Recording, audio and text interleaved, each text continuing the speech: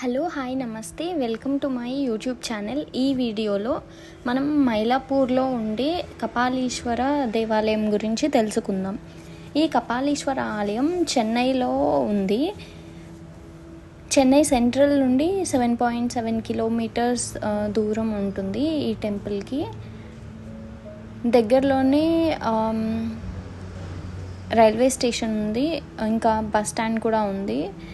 So public transport బాగానే ఉంటుంది ఈ టెంపుల్ రీచ్ అవ్వడానికి. ఇప్పుడు ఈ టెంపుల్ హిస్టరీ గురించి తెలుసుకుందాం. ఇక్కడ శివుని పేరు కపాలీశ్వరుడు, అమ్మవారి పేరు కర్పకాంబాల్. మైలాపూర్ అను ప్రాంతము తిరుమైలై అని మరియు కపాలీశ్వరము అని కూడా పిలుస్తూ ఉంటారు. ఇక్కడ పార్వతీదేవి నెమలి రూపంలో శివుని గూర్చి ఘోర తపస్సు చేసింది. అందువల్ల ఈ ప్రాంతానికి మైలాపూర్ లేక తిరుమైలై అని పేరు వచ్చింది. అరవ భాష యందు మైల్ అంటే నెమలి అని అర్థం. ఇక్కడ కపాలీశ్వరునకు కర్పకాంబాల్ అమ్మవారికి వేర్వేరు సన్నిధులు ఉన్నాయి. ఇవే కాక పరివారమూర్తులైన వినాయకుడికి, సుబ్రహ్మణ్య స్వామికి ఇక్కడ ప్రత్యేక సన్నిధులు ఉన్నాయి.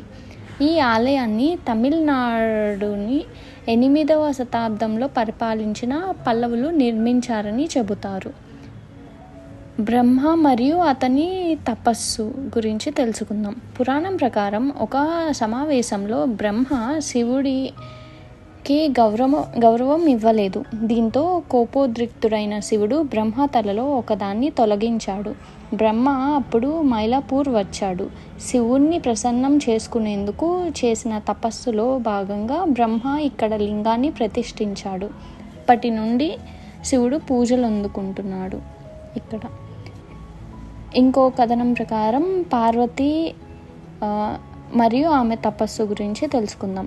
మరొక పురాణం ప్రకారం శివుడు పార్వతికి పంచాక్షర మంత్రం యొక్క ప్రాముఖ్యతను వివరిస్తున్నప్పుడు ఒక నెమలి డ్యాన్స్ చేయడం చూసి ఆమె దృష్టి మరలింది.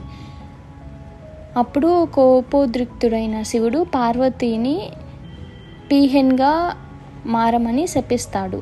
శివుని సలహా మేరకు ఆమె శాప విముక్తి కోసం మైలాపూర్లో తపస్సు చేస్తుంది.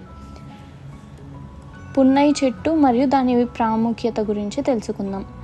పార్వతి పున్నై చెట్టు క్రింద ఉన్న లింగాన్ని పూజించింది. ఈ ఆలయానికి చెందిన పున్నై చెట్టు స్థలావృక్షం స్మారక చెట్టు.